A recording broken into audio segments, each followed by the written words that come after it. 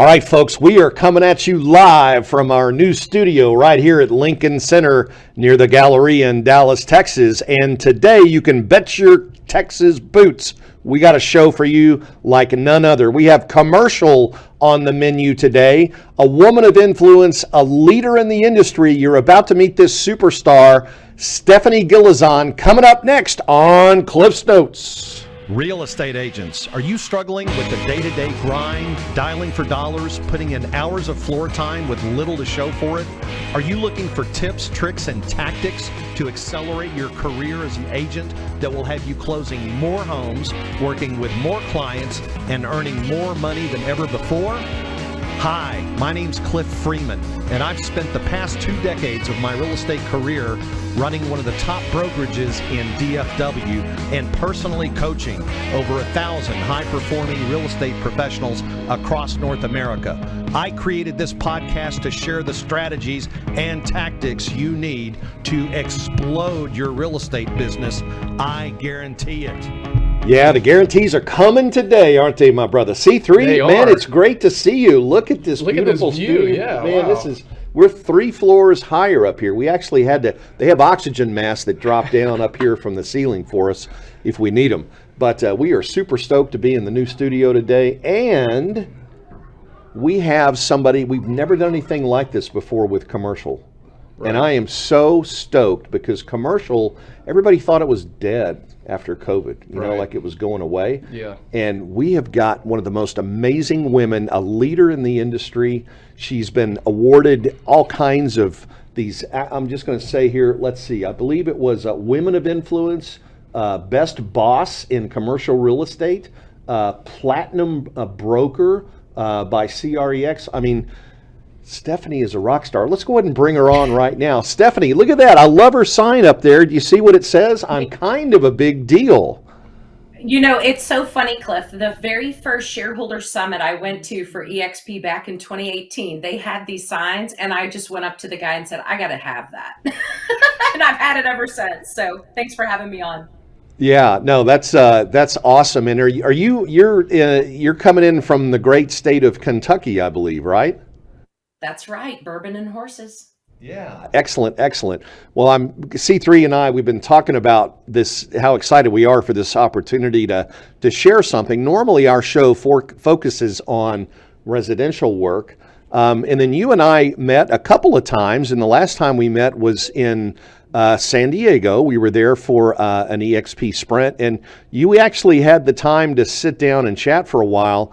And I was just totally blown away with your expertise and the things that you've done on the commercial side, not just transaction-wise, but you're also a developer. And that takes a certain kind of, I guess, discernment or God-given skill to be able to go in and look at a blank canvas and figure out what needs to go there. And I'd love for you to share some of your thoughts and maybe even a secret or two about how you've been successful there. But you know what? Let's get the show started here, C3. We always like to pull the curtain back a little bit and sort of reveal behind the celebrity. There's a person just like you in the audience who one day had this kind of zero moment of truth where they decided to get into real estate. Stephanie, would you take us back a little bit to those early days?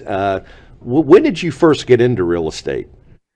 So, well, I tell you, when I was in college, I was a political science degree, pre-law. So my path was to go to law school and then become a lobbyist. I wanted to, lobby for the bourbon industry or something that had to do with Kentucky. So while I was in college, one of the projects that I took on was I was doing exit polling for CNN, NBC, Fox, all of the channels during the election for 1996 Clinton. And so what I learned going out to rural Kentucky, because I'm from Louisville, Kentucky, which is the biggest city in the state, I got to see rural Kentucky and I got to see underdeveloped counties. And I realized early on, while I'm doing these exit polls and why there's really nothing around was because I thought, wait a minute, there's no alcohol in this county. What if they were to adopt and have alcohol sales? Could they flourish? So we took a county in Kentucky, convinced them to, adopt alcohol sales. all of a sudden we saw restaurants want to come. We saw big box stores want to come in. We saw development happen. And that's when I decided, hey, I'm going to put law school on pause. I'm going to get my real estate license because I want to do this on the development side of things. And if I'm introducing this county to another way of doing, adopting business, I'm going to bring industry in. I'm going to bring business in. I want to sell the land. I want to be a part of that. That's how I got into commercial real estate. What was it like? I mean, 21 years of age, sorry. And I don't want to say you were wet behind the ears, but at 21, you just don't have a whole lot of experience in those types of activities. That took a lot of vision and a lot of guts to get into what Well, was primarily a male-dominated business anyway, wasn't it? Well, and that was what was so bizarre about it is I had this plan. I saw how it could happen. I did it even before I graduated college, didn't have the real estate license, but that's what got me interested. And so when I got the license, graduated college, went to all these different commercial brokerages that, would have been the top companies in the area. Nobody wanted to put any time and effort into me because I was I think 21 years old. I'm not even going to play the female card. I don't know if that even had anything to do with it. I think age had everything to do with it. And the fact that these commercial brokerages are just automatically set up to keep the new people out of the industry, no matter how much we knew. I think they looked at me like I had antennas coming out of my ears. And, the hard part about it was is I couldn't find my spot. So not only did I have this vision and proved it, I couldn't even find a place to practice real estate, to find that mentor. So I ended up, Cliff, calling two friends of mine that I had in high school. I remembered their father was a real estate broker. I picked up the phone. I called him. I said, look, is your dad still doing real estate? They said, yeah. I said, I need a place to put my license. You had to be in business for 2 years before you could ever be a broker owner. So I call him up. He's like, look, I'm residential, but if you want to come here, go for it. Let's do it. Let's see what you can do. So put my license with him, small independent firm. They're doing resale houses, which was totally fine. I share with him my vision. He's like, go do it. So I spent months cold calling, fumbling, driving around town, landing on an area of Louisville, northern Louisville, where I saw needed a ton of development. And that's what I really started to focus on was, okay, here's a bunch of land. Here's the next best place. This is the zip code in Kentucky with the most earnings per capita, household earnings. And I just started calling, building a network, finding out who was a developer. Did I need to bring people in? And really just pounding the pavement to make it happen. I did.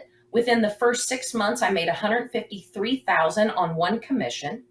And in that same office, Cliff, where that I was getting no assistance, there was a 54-year-old woman. She had a broker's license, lover, Barbara. I said, Barbara, you've got a broker's license. Why are you here? She goes, look, I only do like 2 or 3 house sales a year. I don't need to go hit the ground running. And, this is a hobby for me. I said, I need your broker's license. I want to start my own company. I want to build it the way that I wish I could find. So here's 10 grand. Let's become partners. I'm going to take 90%. You can have 10% and this $10,000. And I'm going to start my first real estate company. And that's exactly what I did. I did that December of 1999, 6 months in to having a real estate license. And I started building my first independent brokerage. And it ended up as I got older, and when I say older, I turned 22. I have 15 agents. Then I turned 23. I get National Association of Realtors top 30 under 30 in the nation. Then all of a sudden I've got 36 agents. I look at the base of the agents and they all could have been my parents, but it was okay because what they learned from me, they were like, she's got grit. And in real estate, a lot of these people, it becomes their second career or their third career. They didn't go into it at 21. They were retiring from something else, going into real estate. And here they see this woman of fire, which was created because everybody told me no.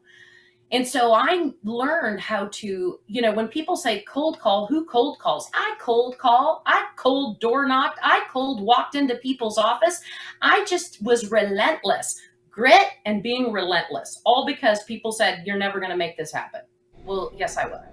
I can remember being in grad school at Rice, and I took a class in real estate. And I actually went with the intent of looking at commercial real estate opportunities. And it was like you had to have an MBA to get with the big ones. And they would start you out in like commercial leasing. And you had to fight. It was like earning your way up into one of the big CPA firms. And I know what you mean. It was one of those kind of blue blood, relationship. You got to, politic your way into the right place. You got to know somebody. You got to know somebody, and they got to like you. And if they don't, Right. you're out on your ear. But they put big fences in. It was hard to get started in the industry. And for somebody like yourself just to say, heck it, I'm not going to take the traditional route. I'm just going to get a broker to help me, get a license and start going and just start doing deals. I mean, that is extraordinary, particularly given the fact that most of your clients are used to dealing with those, like, let's say people a little bit older than you, maybe with an MBA, that kind of thing. It was a much different deal. So that's just fascinating. I mean, you're definitely a unicorn, but I mean, there's some things that can be learned from this, Stephanie. And if you would, for a moment, this is just where we are in the conversation, what advice would you give someone right now who really feels like they're being called to commercial, but they're afraid of the barriers of entry and they're afraid that they might not have the gift or be in the right place to be successful? You know, right now is so much easier to break into commercial than it was back then. And I'll get to exactly what I mean by that. But if you've got the wherewithal and you want it, if you want it, you can have anything. I had no experience. I knew what I wanted to be. I knew what I wanted to do. I Every client that I called upon, or potential client that I called upon, they knew by looking at me I didn't have experience. But you know what they saw? I wanted it. When clients want to win, they either, whether it's residential or commercial, if they want something, they want it. And that means they've got to win. And so in order to win, you've got to have a team of winners attached to the whole transaction. And so even though early on I didn't have the experience, they saw I had the wherewithal that I was going to figure it out. And by God, I wasn't lazy.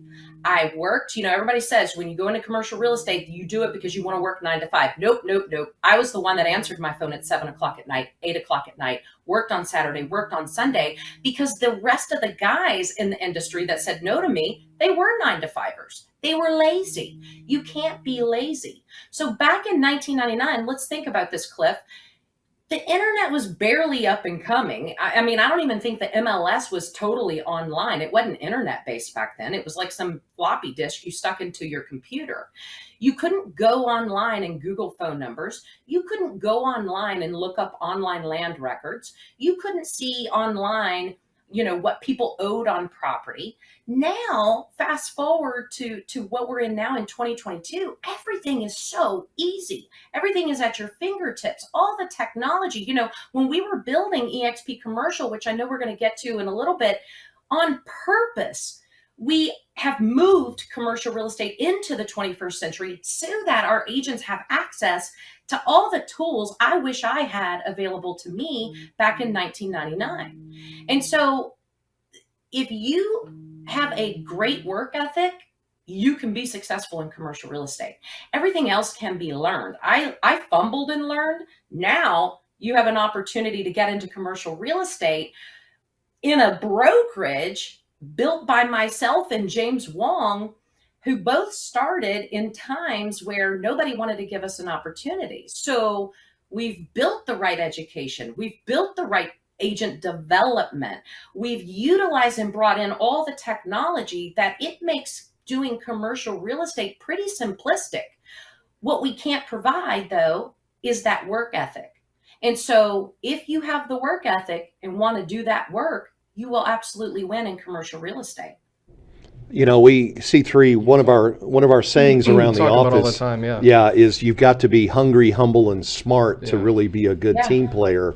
But it's Stephanie, it's hard to teach hungry. I mean, hungry is something where you've perhaps been to that low point in your life that you never want to go back to, or you have a really big why that drives that. And that's true in all sales, really, because you have to go out and kill your paycheck every week or you don't eat. And, that's kind of, although the paychecks are kind of further and fewer between, which is another consideration.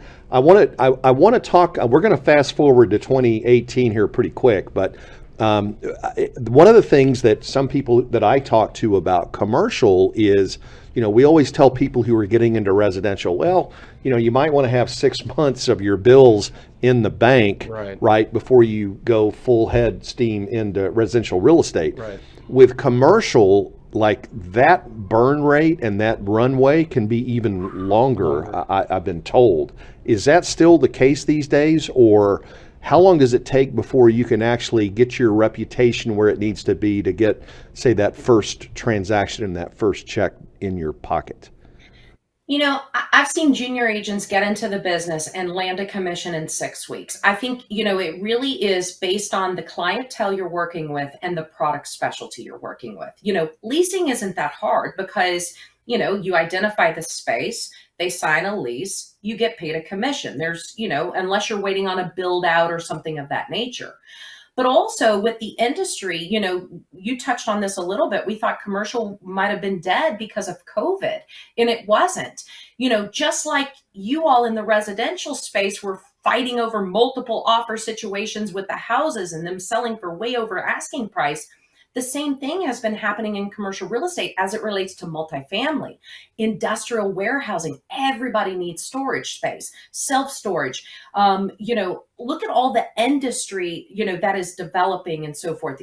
People are going way over asking price for all of those industries as well too.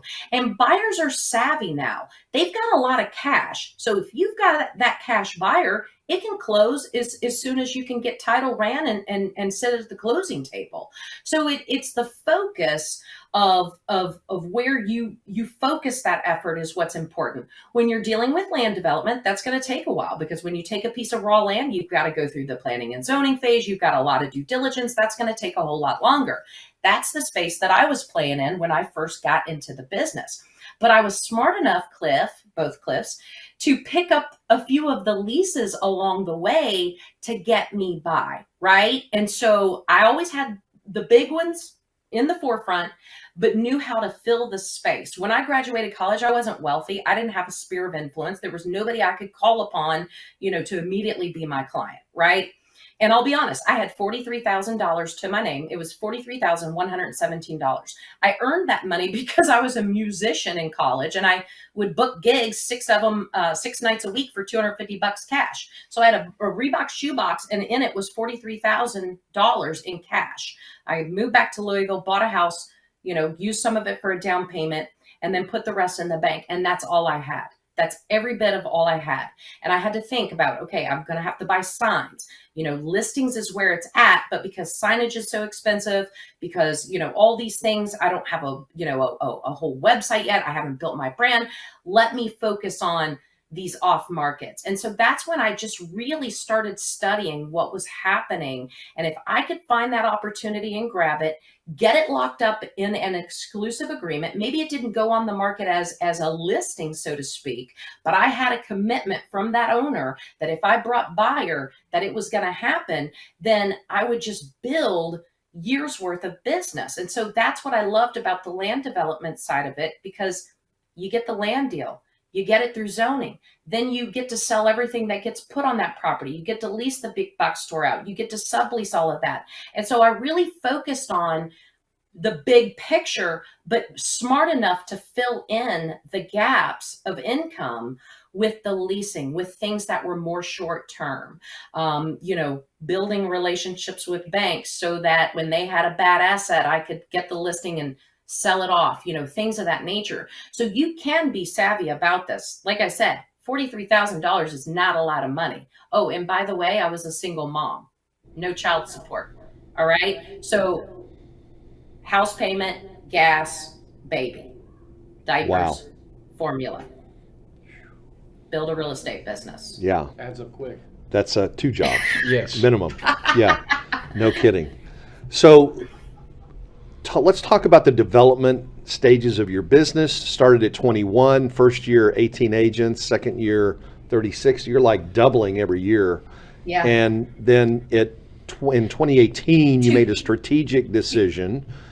Well, Fill us in on those 2004, Yeah. I got to share 2004. So in 2004, my independent brokerage of 48 agents that I had built, a national brand came knocking and sold me a massive song and dance. But I did launch, and I'm not going to say the name, but I did launch the very first office of something else in the state of Kentucky, and built it to 221 agents and sold it February 14 of 2008 because it was the worst decision I ever made. So went back to being independent, built my second independent company. 10 years later, lots of national brands wanting to purchase it. And that's when EXP also found me. So that was the end of 2017 when EXP found me. Okay. So you put your hand on the hot stove once in 2004. Yep. And then EXP comes along and you know that stove is hot, or is it hot? How did you do what was going through your head? What sort of due diligence were you doing to really be sure that this wasn't going to be the same trap that you ran into the first time? Exactly. So I think the first time I was I believed that if I invested into a national name or a global name, that meant I was going to be, and my company was going to be more powerful than it was as an independent brokerage. And that's the mistake I made, because the truth of the matter is that just like all brands out there, it was a franchise. And even though you were buying this national name, there was only a little bit that really got provided. We were still an independently owned and operated franchise, and that company was only as strong as the ones operating it. And I will disclose, I had 3 business partners on it. But the problem is here I am, mid-20s. I'm the principal broker. We're building this company. I'm the teacher. I'm the coach. And I'm looking at this corporate name saying, where's the support? And that's where I feel like I got sold this bag of goods, because it wasn't there.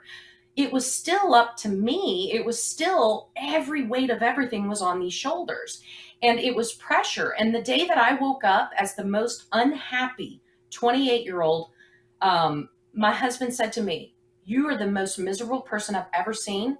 Get away from it." And that's the day that I decided to sell it. It was February 14th of 2008.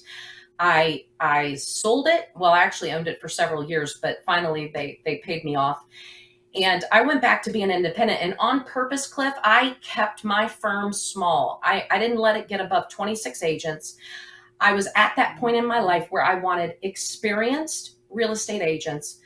I wasn't so worried if they did commercial or residential, because there was a spot for both because of what I did as a land developer. But I just was so tired of the training. I was tired of going to mediations. I was tired of just all this liability. So I was the happiest person in the world in 2017. I didn't need to do anything. I was making almost $1 million off of my agents in split. They were all producers, very little time that they needed from me. I still had to, operate and manage.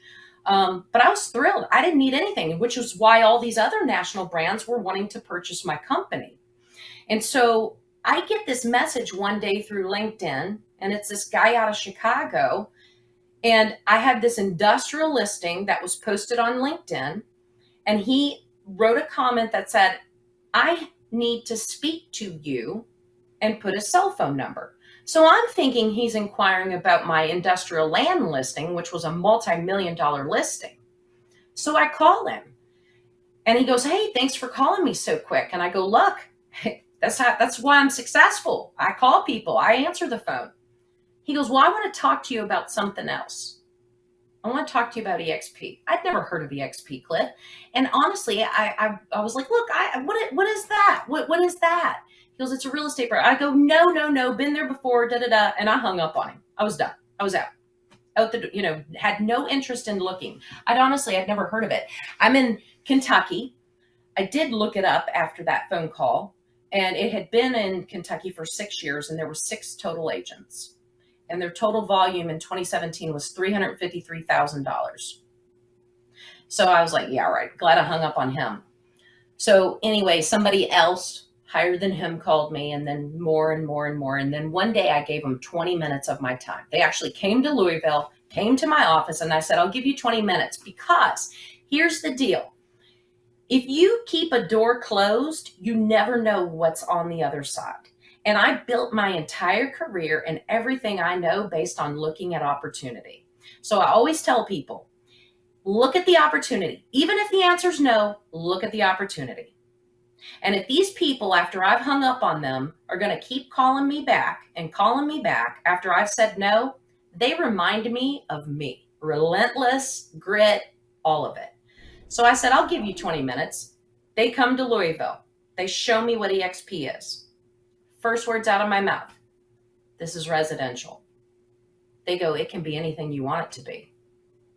So I did a lot of due diligence. I mean, a lot of due diligence. I'd already been, the song and dance. So after about 2 months and a lot of different conversations with a lot of great people at this company, I realized they were right. It wasn't just residential. It was a platform. It was a model.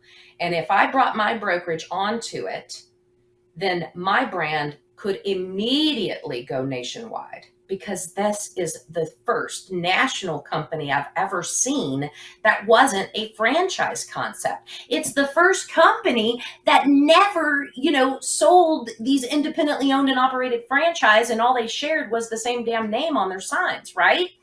And so I'm like, you know what? It doesn't matter if I'm doing commercial, development, residential, whatever the case. I can do what I want on this. I can do what I want.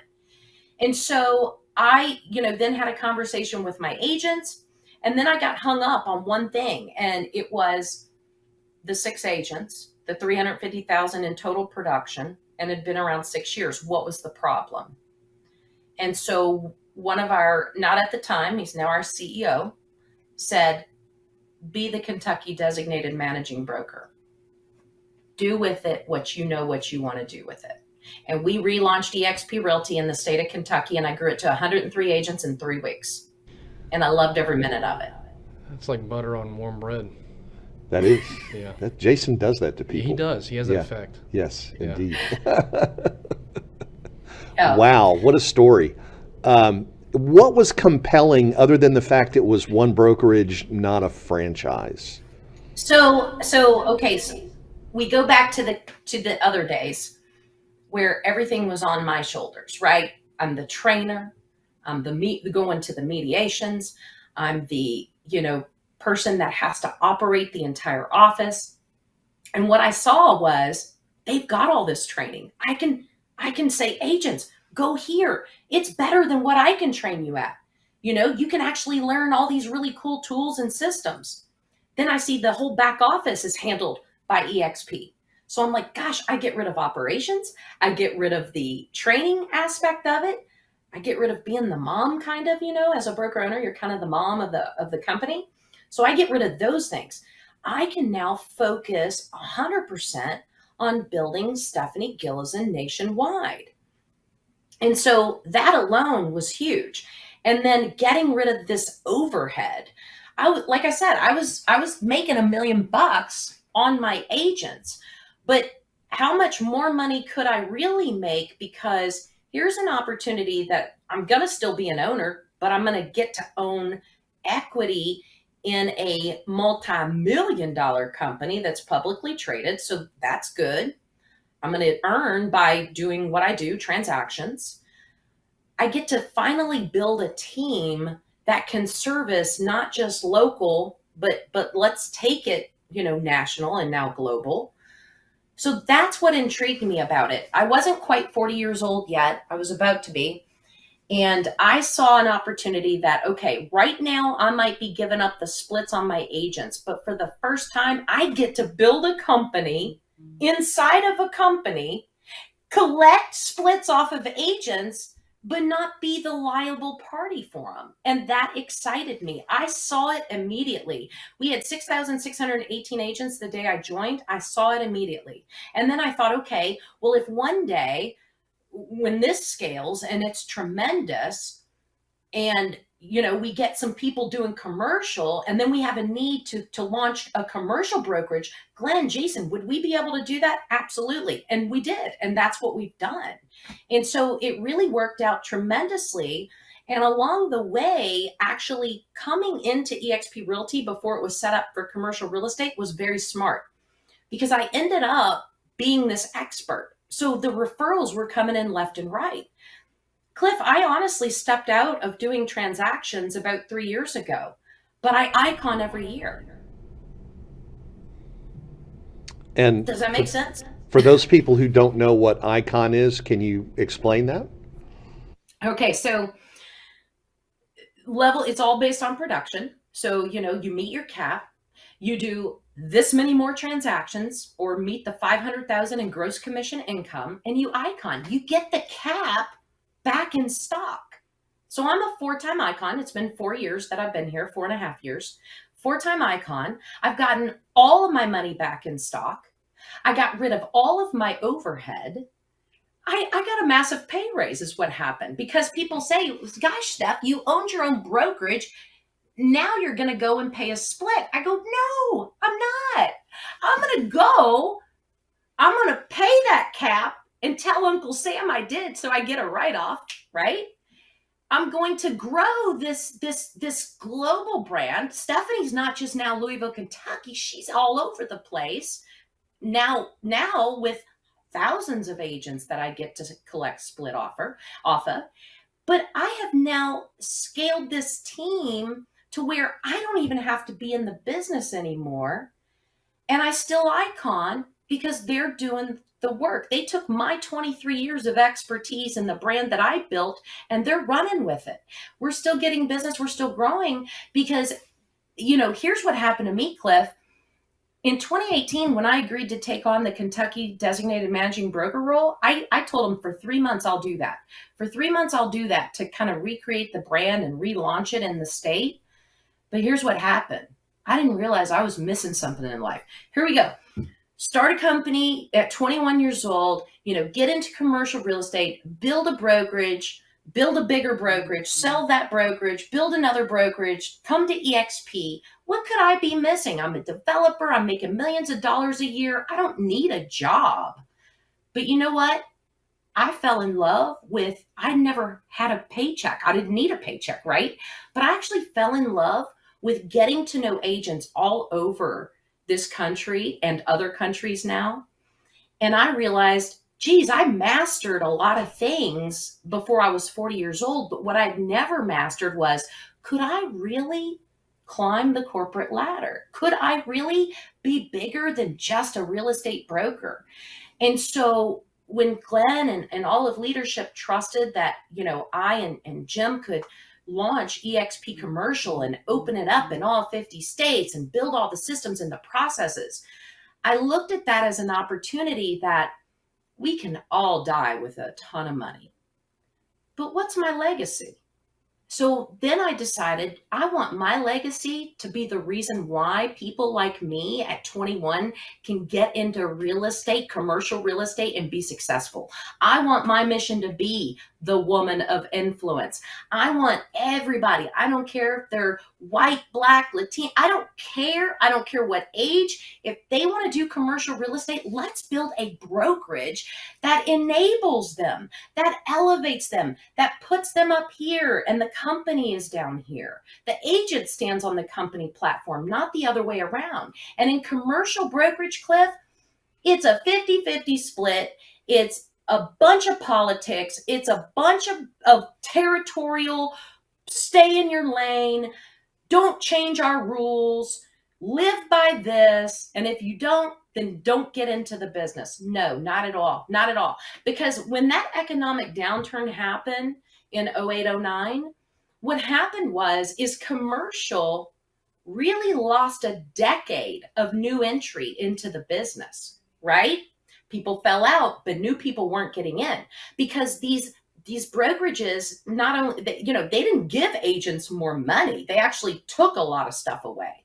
And still today they say, you're going to pay us 50-50, we're only going to give you this, you're going to pay this desk fee. I mean, it's astronomically ridiculous. And so I love that I get to be, like I said, I don't need a job. This is a new mission for me now. I want just because of it's not a chip here on my shoulder, it's a fire in my belly that goes back to the age I was 21 when, no offense, but a bunch of old dudes said, you can't do this business. Yes, I can. And one day, I never knew one day I could go back to them and say, and look what I did. I'm making you change your model, buddy. And it's that fire in your belly that's contagious. I want to go out and swim across the English Channel after the show today. How about you, C3? Oh, I'm right next to you. We'll be synchronized swimmers. Oh my gosh. Oh yeah. Remember the synchronized? Yes, yeah. Definitely. Stephanie, I want to ask you a question because I've heard agents ask this before about EXP Commercial. There are other residential brands, and I'm just going to say that because EXP started out residential, who took a foray into commercial and really just haven't quite set the world on fire. Some people would associate that with the reason they didn't set the world on fire is because they were tied too closely to a residential brokerage. Do you agree with that, or why do you think EXP is different here? So this is very strategic because one of the reasons why I was very unhappy with the national brand that I bought a franchise for years and years ago in 04 was because when they decided to allow for commercial agents and brokers to be a part of the company, they thought that putting the word commercial under their logo was exactly all you needed to do, when in all honesty, it's not. So we're Coldwell Banker and Keller Williams and Remax and Century, all these brands that have a commercial arm, what happens is they're embedded into the residential arm. The residential arm of that company is what's driving the revenue because the commercial arm of it is so small that they don't put any resources to it. So they don't invest in the right technology. They don't invest in the right access to data. They're not giving the commercial agents or brokers the right opportunity. And then again, you got to remember, they're independently owned and operated franchises. So if you're with one of those other brands, KW, Remax, whatever the case might be, and you go into an office or a franchise and say, oh, you allow us to do commercial, they say, sure, but they don't have any training. They don't have a way to coach that person. There's not another mentor there to help. And so that is why those have failed, because we're going back to, it's a franchise. The independently owned and operated franchise is only as strong as the owner operators of that franchise. And if they don't have a strong commercial arm whatsoever inside that office, they're never going to make it. That's just pie in the sky, dreamland, adding a word commercial onto a logo. I already knew that because I already lived it. So with EXP Commercial, we were very upfront. And even though a portion of the company thought, no, let's just brand it and put it in with EXP Realty, that's where we really put our hands down and said, no, this is why this failed. This is why these people only have this much. This is why, this company's been in business for 40 years and they've only got 600 agents. This is why we need to build a separate brokerage. True Commercial wants to be with True Commercial. It's a whole separate set of toolkit. It is not National Association of Realtor driven, even though I love NAR. It's just not. Commercial real estate doesn't happen on the multiple listing service. So we need to build a separate brokerage, which is what we did. EXP Commercial is 100% separate from EXP Realty. But because we share the same mom, EXP World Holdings, these sister companies or brother companies, whichever we want to call it, have this level of collaboration, because remember, we're all owners up here.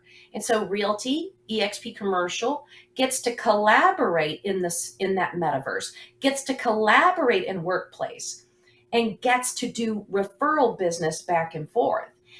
Nobody has created that synergy. Nobody has been able to master that. And that's what we've mastered, because we're not a residential company. We've got a beautiful residential company called EXP Realty that's doing $135 billion worth of house sales. We want to be their friends and we want to be their sister company, because we want to tap into that referral network, which we've done a great job of. Same over here. We don't want to sell houses. We don't want to talk about the wallpaper and the carpet and all this. But you know what? For the first time, commercial people actually are like, oh, instead of telling my cousin to go call some other company, I can now tap into EXP Realty and get a referral fee. So now we've got commercial practitioners earning additional revenue on referral fees because they know people that buy residential. They just always turned it away. Now we've got the same, and these two are feeding each other like crazy. My favorite, I get on growth calls all day long, as you know.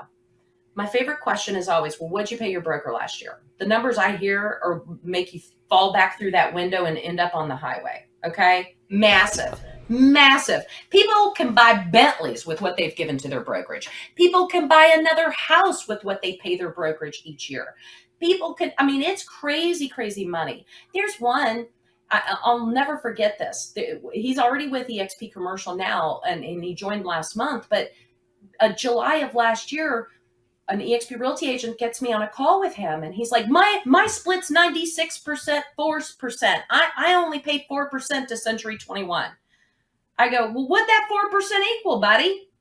Since the first of the year. So it was, right around the 1st of July, I was speaking to him. He goes, $59,000. I go, well, gosh, I thought you were smart. He goes, what? Excuse me? I go, we're not just an 80-20 split.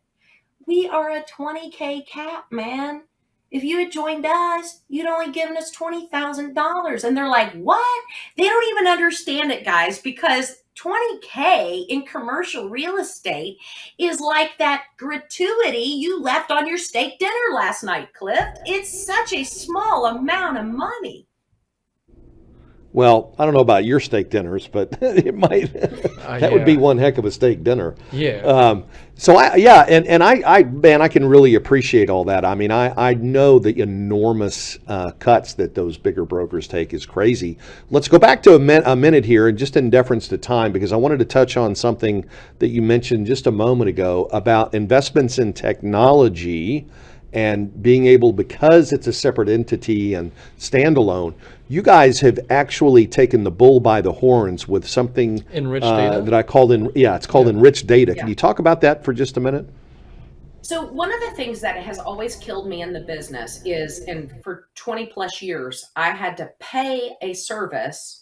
Well, first off, I had to answer my phone and tell them what I sold for what and what I leased for what, and give them all this information just so that they could turn it around and charge me $450 a month to buy the data back. And I was like, what kind of scam is this? How do I go do all the work? Probably kind of how you all feel on the residential side about Zillow is how I feel about this company on the commercial side. So I thought, okay, here we are with EXP, all the data, all the things that we have the ability to do, because we are tech driven. We are a technology company. I mean, that's the truth. We are. Why don't we build our own data system? Why don't we get every piece of property in America? And the reason why is because, a lot of things end up turning into commercial, but they'll start out residential. So I want everything we can possibly get, and I want our own data system. So we put together every single piece of property in America. We've got 38 data sources that's coming into this system where our brokers and agents at EXP Commercial log in. It's included in their monthly fee. They're not paying $450 either a month. They're getting, 8 massive technologies and all this data for $250. It's crazy. Again, something when I own my own independent brokerage, all that stuff cost me more like $6,000 a month. Okay. So we built this system. And then we realized, gosh, it's so easy to get information these days because everything's online. So we kept evolving in it. Then we realized we can automate the broker opinion of value, or the broker price opinion, whichever you want to call it. Because let me tell you something, Cliff, when you're doing a valuation in commercial real estate, it's time consuming. I would spend 30 hours doing it the right way and the long way, because logging on to all these different systems, trying to find my comps, then putting it all into a spreadsheet to do the ROIs and the NOIs and all the adjustments with the rent rolls and the financials. It's hours worth of work. It's probably because it's so time intensive, it's the thing you hate the most, but you have to do it. So I thought, if we could automate this to the extent where put it all in the same platform, all the data's there, all the owner information's there, all portfolio, lease comps, rent rolls, businesses, all the things that we need are in one system. And then we build the algorithm that does it all for us. That's what we did. I can do a BOV or a BPO in 12 minutes anywhere in the country. I can do some of them in 6 minutes. The most it's ever taken me now is 18 minutes. And here's what I get excited about. The market is pivoting. The market is shifting. We always have to do BOVs or BPOs before we list something. Clients want to see what it's valued at before they list it, right? Before we put a price on it. Buyers want to see it too. But what's getting ready to happen now? Banks are going to want to start to have these. These orders are going to come in influx. So because it was so easy to build that for commercial, we said, you know what, let's build it on the residential side too, and give our sisters and brothers at eXp Realty that same system, and allow you all to spit out BPOs in seconds, because you all are getting ready on that residential sector too to get back into that business. No, that's for sure. Wow, there is so much meat on the bone here. Stephanie, I hate to say this, but we're up against a hard stop at the top of the hour. There are people in our audience I know who are going to want to hear more about this. What's the best way for somebody to get a hold of you? If they're with eXp Work Chat, I'm always on Work Chat. And if they want to reach out to me, my email is stephanie.gilezan@expcommercial.com. Follow me on LinkedIn. People message me through LinkedIn all the time as well. So I am everywhere. That's great. And if you're local here in DFW, obviously you can reach out to us or any, as well. And we can put you in touch with Stephanie too. Man, we could go on for like another hour. Another hour. Yeah. Travis, can we book? Stephanie, will you do me a favor? Will you promise that you'll come back and maybe we'll have a part 100%. Here? Yeah. Let's do it. That would be awesome. Yeah. And I guess we'll see you in Orlando at the end of next week, or after Father's Day for shareholders. That'll be real exciting. So we're looking forward to that as well. I'm looking forward to seeing you both as well too. You bring the fire in your own right, and I appreciate you. Well, thank you. I just love, like I said, I feel like I grew about 2 or 3 inches just sitting here listening to Stephanie. So we're always excited to see you and have you on the show today, and to break in the new studio. Man, this is awesome. And we got to give our peep over here, Trelvis, the production engineer, producer, the man, the wizard behind the curtain. That's him right there. Trelvis, we're always grateful, man. Thank you for making this such a smooth first flight. And, by the way, we're out of sports predictions, I think, aren't we? But we do have an event coming up next Monday. We do have one. Don't forget June 13th. Gotten your ticket, June That's 13th, right. Renaissance Hotel. Next Gen Luxury, the Accelerator Symposium coming up. And speaking of coming up, next Jeff week, Whiteside, Mr. CFO, the CFO of eXp Realty, is going to be right here with us. Super Absolutely. Extremely excited. So we'll see you. Yeah, we'll see you. Ready for this? Yeah. Let's do it. Ready? We'll see you next week on Cliff's Notes. Folks, tune in to Cliff's Notes every Thursday at 1 o'clock Central for the tips, tricks, and tactics to explode your business. I guarantee it.